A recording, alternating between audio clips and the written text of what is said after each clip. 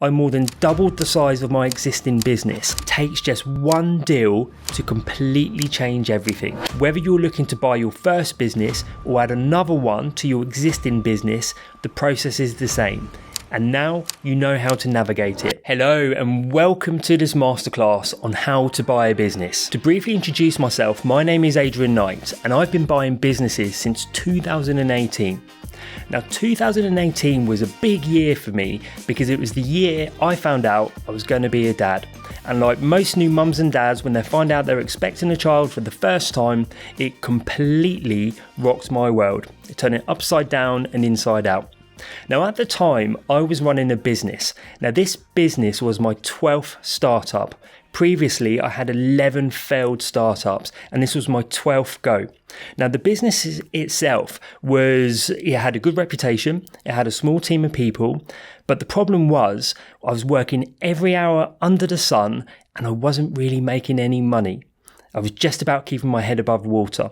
And so when I found out that I was going to be a dad, I knew something had to change. So I looked at a couple of different options and I decided to learn how to buy a business, but specifically how to buy a business with no money down. Now fast forward 3 months later and I acquired my very first business. This business was a 30-year-old consultancy that specialised in exit planning and value creation. So the consultancy would work with small business owners who were thinking about selling their business. Many of them had been building and running their businesses for decades and they were now starting to think about their exit. And exit planning is the process of preparing a business for sale, and as part of that process, building value in the business so that the owner can get maximum amounts of money when they eventually leave. Now this consultancy had 8 consultants across the country, plus a small team of head office staff.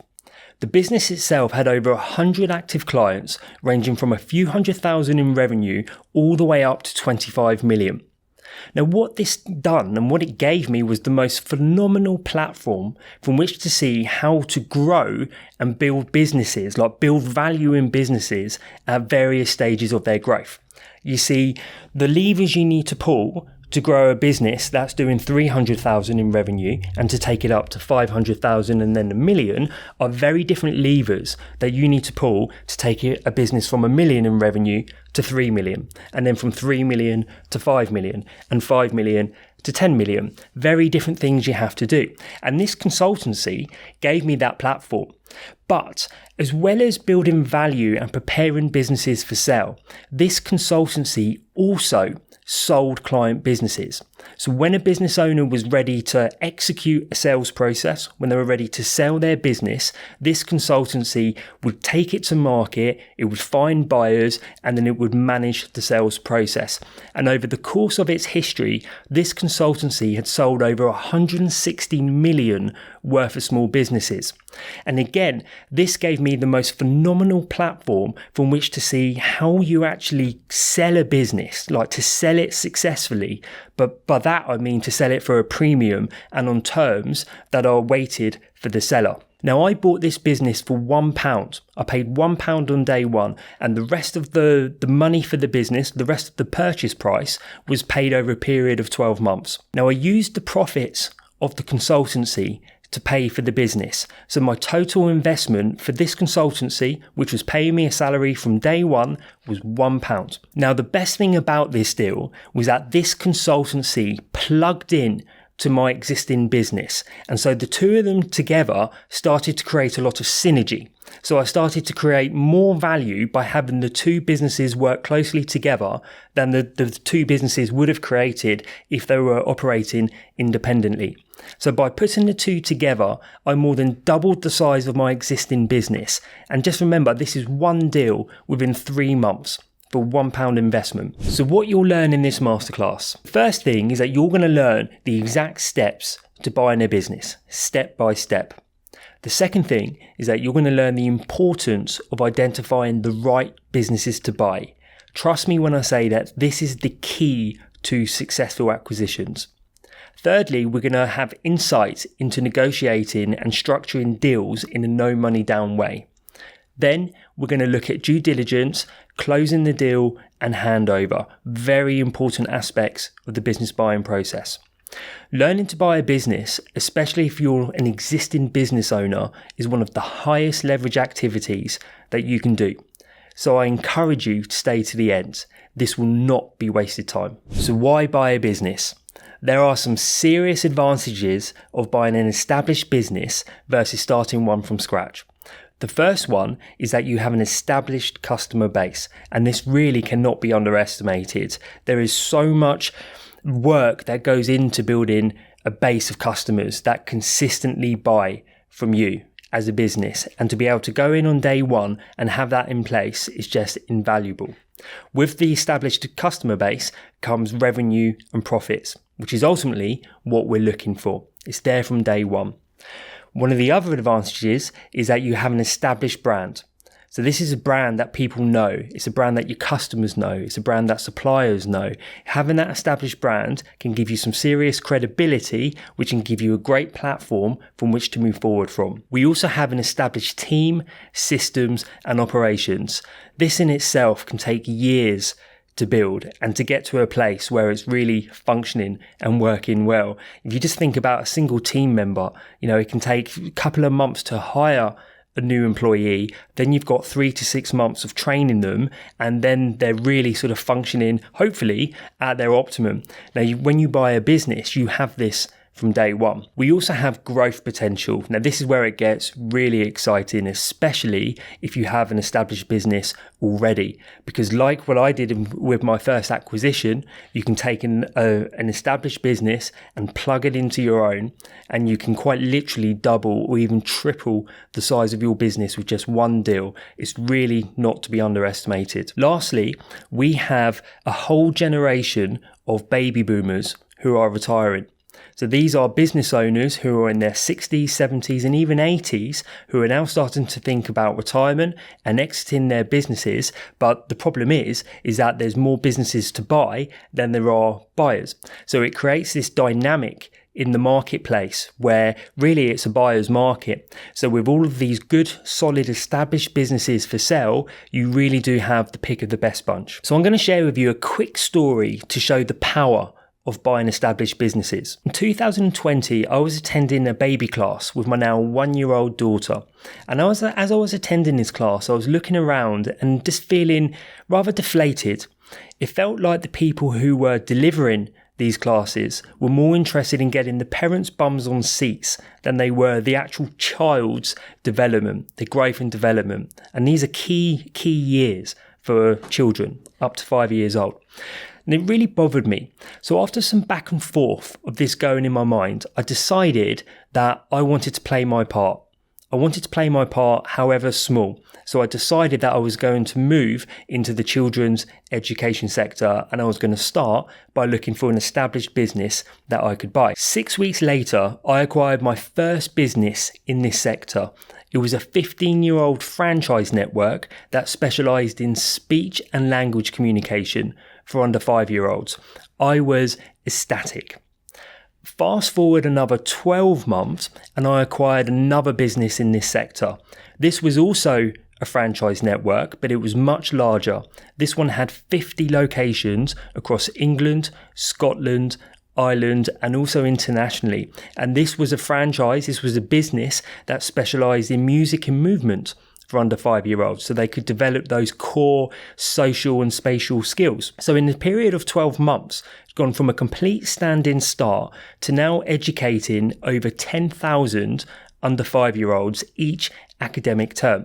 But the story doesn't stop there, because fast forward another 12 months and I made my third acquisition in this sector.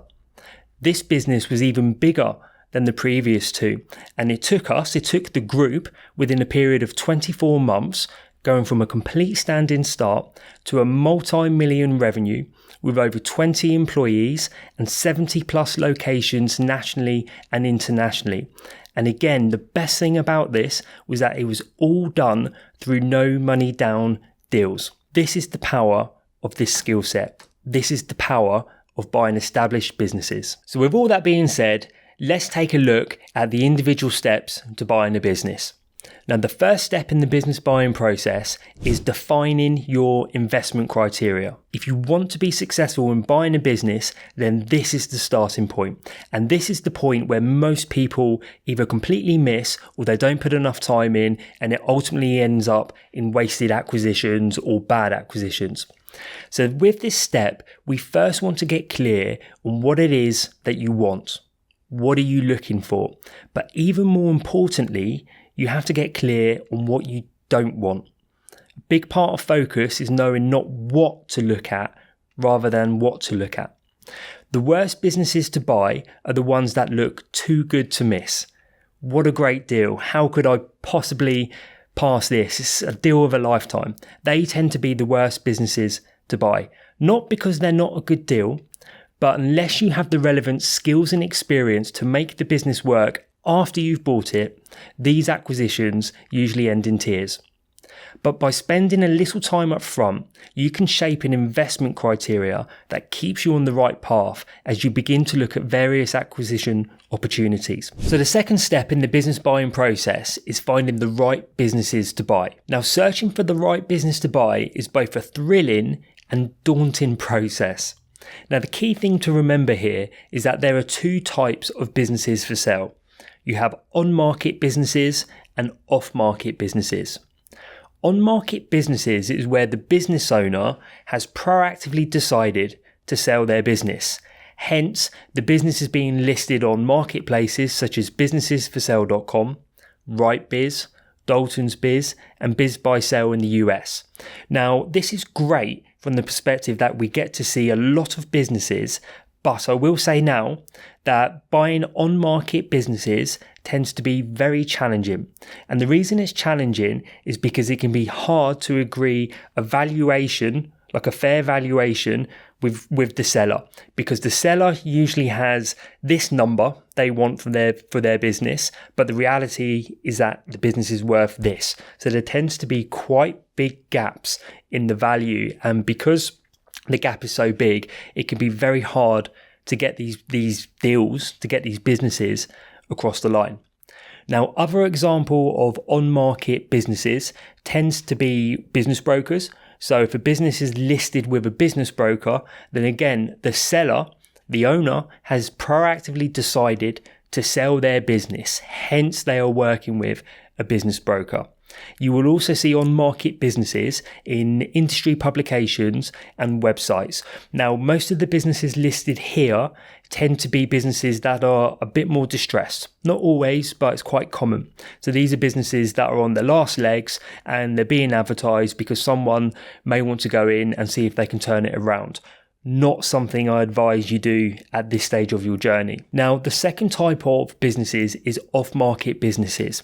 This is where the business owner has not decided to sell their business. They're not proactively selling their business, but they would be open to a conversation. And all this means is that they're thinking about it, but their thinking hasn't got so far that they've decided, right, I'm going to sell my business. Now, this is where the juice is. This is where the deals are, and especially is where the no money down deals are. One of the biggest bottlenecks in buying a business is agreeing valuation.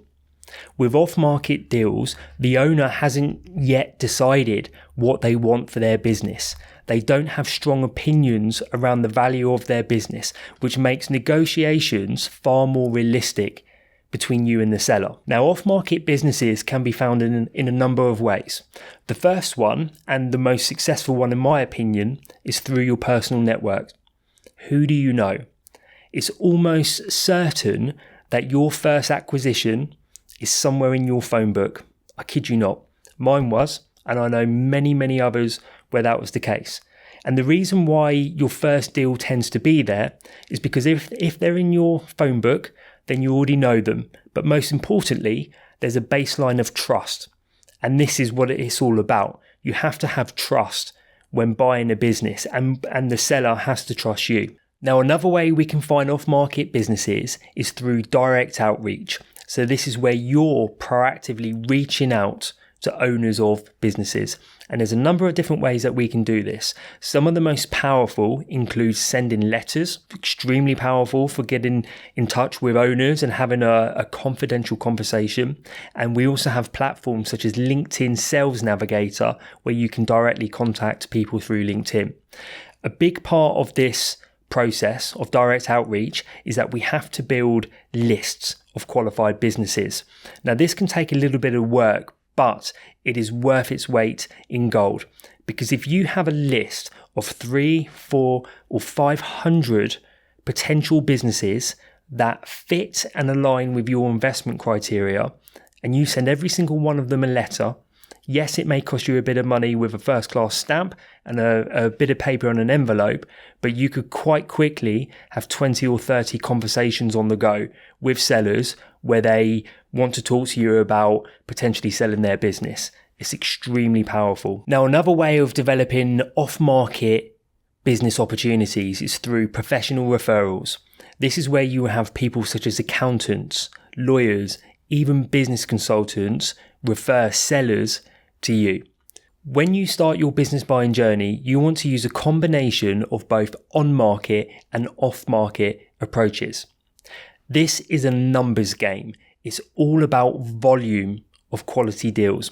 And the more volume that you can put into your deal pipeline, the more opportunities you're going to have to close the right businesses on the right terms. So the third step in the business buying process is called initial business screening. This is where we conduct an initial screening of each opportunity. Now, this helps us to quickly assess whether a business is worth a deeper look before we commit significant time, resources, and effort to a more detailed analysis. Our goal here is to minimize the amount of time that we spend on dead deals, freeing ourselves up for the right opportunities. Now, initial business screening breaks down into 3 key areas. We have a business profile review, we have an initial financial health check, and we have a business and market potential review. So we start by examining the business from a high level. This overview should give you a good sense of what the business does, how it works, its customer base, and its market position. We look for businesses that match our investment criteria. We then speak to the owner, and assuming the conversation goes well, we get them to send us financial information. We look at businesses financially and we put the business through a rough valuation so we know with a ballpark figure where this business sits. Lastly, we look to understand the broader context in which the business operates. This involves assessing the overall health of the industry, identifying any external factors that could impact the business, and assessing how competitive the environment is. So with that being done, that leads us into the next step of the business buying process, which is negotiation and deal structuring. Now, at this point, we have identified a business that meets our investment criteria. We've made initial contact with the seller, and we've done a high-level screening of the business, which includes a rough business valuation. Now we want to shift the focus to negotiation and deal structuring. Now, the first thing I'm going to say with this is that I always look for a fair price. This is not about knocking people down and trying to get something for nothing. We want to pay a fair value for a business. But also, deal structure is more important to me than valuation. How is the money, how is the purchase price being paid? That is of far more importance to me than the actual price. But the price can't be unrealistic. However, valuation is normally more important to the seller than the deal structure. So can you see the difference? As buyers, we're interested in how the deal is being structured, so how the purchase price is being paid, whereas the seller is less interested in how it's being paid and more interested in the headline number that they're getting. So always remember, it's ultimately about what someone is willing to pay for a business and what a seller is willing to sell their business for. That is the crux of business valuation. Now, there are 15 ways to structure a deal, and each way is like a tool in the toolbox. Our job is to bring out the different tools until we get the ones that work for both you and the seller. Now, common tools that we use when buying a business are things like cash up front, but I will say that it doesn't have to be your cash up front. It's a key difference there. Other methods, so other tools, is using deferred down payments. So this is where we agree a upfront payment with a seller, but rather than pay it on day one, we slightly push it down the line. It could be 30 days, 60 days, but at the most around 90 days. A deferred down payment. This is something that I use a lot in my deals because I find it's the best of both worlds. The sellers are still getting money up front, albeit a little bit late, but for us, it gives us a bit more time to be able to finance the acquisition through the business that we're buying. We also have deferred down payments. So this is like a long-term loan that the seller gives you. So you pay the seller the purchase price or part of the purchase price over a longer period of time. This could be 12 months, could be 24, could be 36, or even longer. We also have earnouts. So earnouts are value that you pay the seller based on the performance of the business. I will say most sellers hate earnouts, and I'm actually in agreement with them. I don't particularly like them as well. We also have something called sweat equity. So this is where you take part ownership of a business based on the value that you can bring to the table. Now, this is very common and a really great tool for experienced professionals, people who have risen quite high up the corporate ladder, who want to go into buying businesses but may not want to buy all of the business, but they can still bring a lot of value to the table. Another tool that we have in our toolbox is the assumption of debt.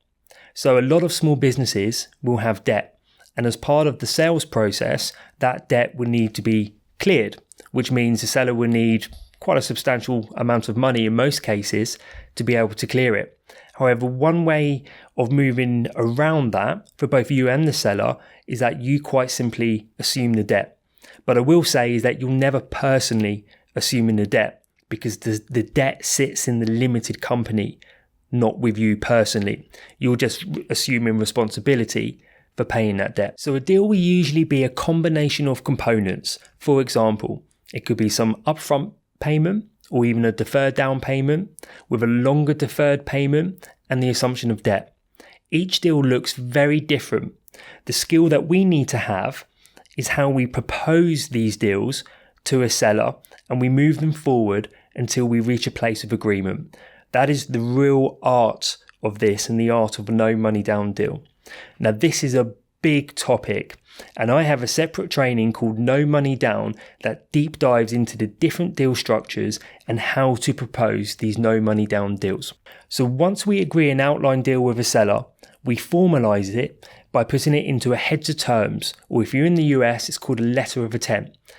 This is just where we're taking the deal that we've agreed verbally or even via email, and we're putting it into a document that we can then use as the basis for moving to the next stage, which is due diligence. So step 5 of the business buying process is due diligence. Now, due diligence is a comprehensive investigation of a business. And as part of that, first and foremost, we're looking at risk. You see, a lot of business buyers, they will look at the upside, but the professional business buyers, they are looking at the downside. What's the risks here? What could go wrong? And due diligence is our opportunity to be able to do that and really get under the bonnet of this business. We also look for verification of information. So for example, the value of the assets.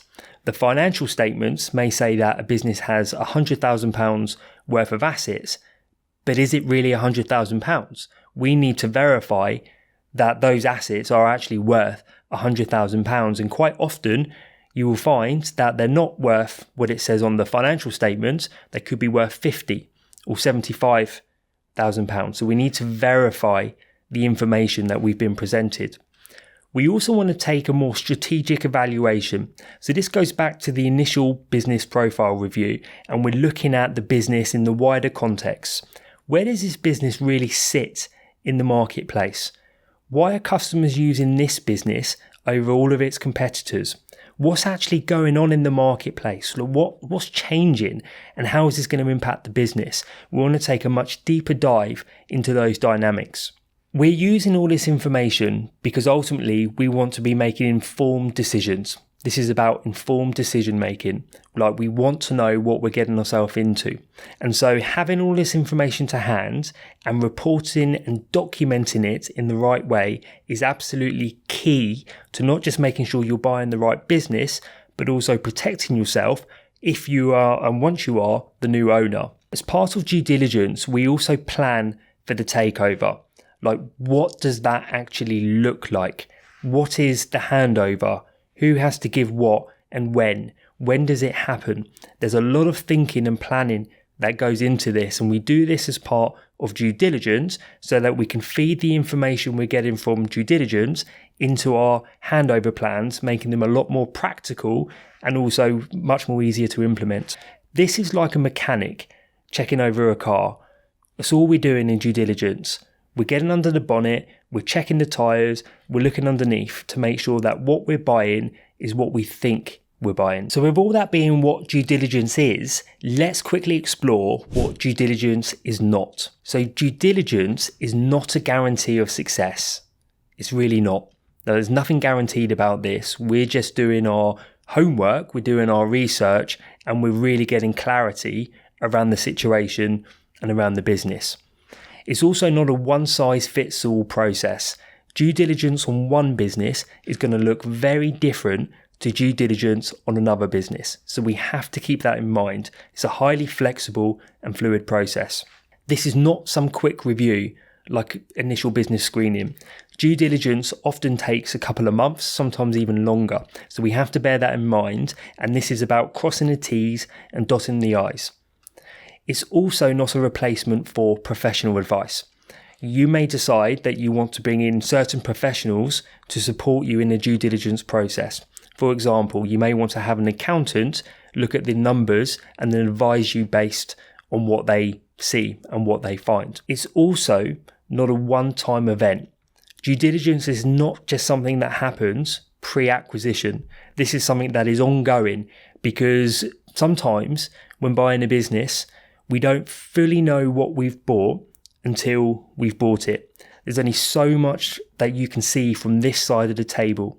And quite often you have to get your feet on the other side of the table to be able to get a more accurate view, or to be able to refine some of the things that you found to figure out what's really going on. So it doesn't stop when you close the deal. But I will say that due diligence is not just focused on the negatives.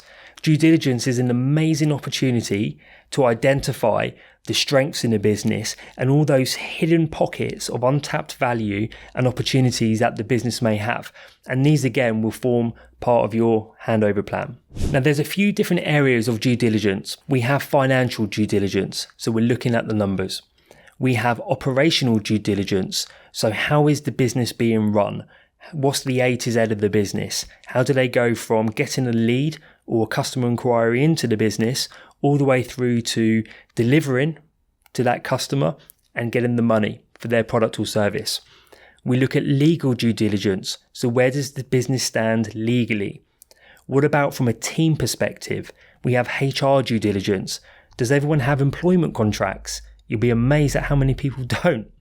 What about technology? Are there any technical risks there? Are they subscribed to any software programs that they're not using? Very, very common.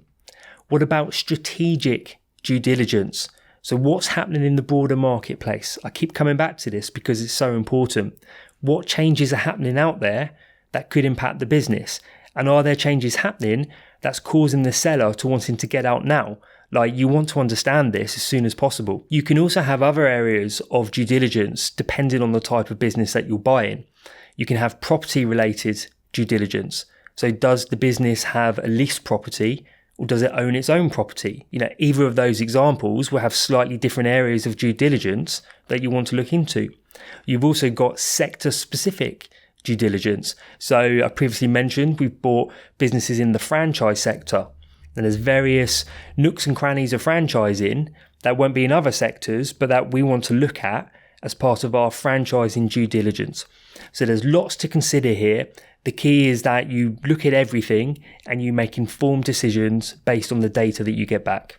As you near the end of due diligence, you'll want to start drafting closing documents. Now these documents are the deal. Very important. Now, one of the main documents you're going to have is called a share purchase agreement, or it could be an asset purchase agreement. This is the main agreement between you and the seller that outlines everything that's been agreed, including the purchase price and how that price is being paid. You're also going to want to have documents such as board minutes, if they're a limited company, that formalizes that the seller has decided to sell their business to you. You will also have things like share transfer forms so that the seller can transfer their shares to you, the buyer. And there will be other things like certificate indemnities. So these are things where the seller is agreeing and confirming that they have the right to sell their business. They are the legal owners. And there will also be documents such as a letter of resignation. So if they're directors of their limited companies and they're selling you the limited company, then they need to resign as a director and walk away from their rights. So there's no comeback on you as a buyer. Choosing a lawyer to have these documents drafted is a very key part of the process. You can do legals yourself, but I wouldn't advise it for your earliest deals. When you have a bit more experience under your belt, maybe, but you want to be working with a lawyer. Now, the good thing about this is that the cost of getting these documents are quite low. Like, we're not talking thousands and thousands here, but if you're at this stage and you're very seriously going to buy this business, which indicates you are if you're getting closing documents done, then you can have the business that you're buying pay for these documents. So you don't have to be taking this money out of your own pocket. Now, the last thing we do as part of preparing for closing is we have a handover checklist. So we send this to the seller prior to closing, and it's a very detailed checklist. It's normally on Excel, and we break down exactly what we want the seller to hand over. Very detailed. So with the closing documents to hand, we set a closing meeting. This is where we agree a location and date to close the deal with the seller. With the seller on the day, you go through the closing documents and you make any final changes prior to signing. Once the deal has been signed, we then start to look at handover. Now, typically, signing the deal, all the small talk around it takes 1 to 2 hours. It's quite quickly. But the handover and going through the handover checklist normally takes longer. This can take anywhere from 2 to 4 hours. And this is where you're getting the seller to give you things like bank cards, website passwords, bank mandates, so that the banks can be updated to your name. There's a lot of detail to go through here. Like, let's remember, we're buying a business. But when you get to this stage, you can really sit back and congratulate yourself, because if you're here, then you've just bought a business. So having gone through the business buying process, let's take a look at some of the common mistakes to avoid when going down this path. The first one, and the most common one, is going after the wrong businesses. Quite simply, people spend an enormous amount of time trying to buy businesses that just aren't right for them. So we want to make sure we're getting clear on our investment criteria. Also, people spending too much time on dead deals. These are deals that are quite clearly not going to go anywhere, but if you as a buyer really want to make it happen and you spend a lot of time and energy into it, that can be wasted time and energy. A very common mistake that people make is not generating enough of high quality deals. If you've got 1 or 2 conversations on the go with sellers, you may or may not buy a business. But if you've got 20 or 30 on the go, you are far more likely to buy the right business under the right terms. Lastly, one of the main mistakes that people make is how they handle negotiations, especially if they're trying to negotiate no money down type deals. They have to be handled in the right way. So in conclusion, learning to buy a business, especially if you're already a business owner, is one of the highest leverage activities that you can do. In just one deal, you can have instant access to an established customer base, established revenue and profits, a well-known brand, an established team with systems and operations. It takes just one deal to completely change everything. If you structure the deal right, it's one of the lowest risk, highest return activities that you can possibly spend your time on. Now that you've got a solid understanding on how to buy a business, I want to help you take this to the next level. If you're interested in taking this further or are serious about making your first acquisition, possibly even your next acquisition, I've created 2 powerful resources that can guide you every step of the way. The first one is called Identify. This is the perfect training if you're struggling to choose the right business or industry for you. For just £33, Identify will help you narrow down your options and focus on the sectors that align with you, your goals and your strengths. It's all about making sure your first move is the right one. Next, I have No Money Down. This is where the real magic happens. For £99, you'll learn 15 different strategies to structure deals with little to no cash up front. Imagine owning a profitable business without risking your savings. No Money Down makes that possible. Both of these trainings are designed to give you the confidence and knowledge to move forward. Whether you're identifying the perfect opportunity with Identify or crafting creative deals with No Money Down, these tools will get you closer to owning your dream business. So if you're ready to take action, click the links below to get instant access now. Start with Identify to find the right businesses, then use No Money Down to make the deal happen. Your journey to business ownership starts here. I'll see you inside. We've covered a lot today, from understanding the fundamentals of buying a business to diving deep into the exact steps you need to take to make it happen. I hope you're feeling as excited as I am about the opportunities that are out there waiting for you.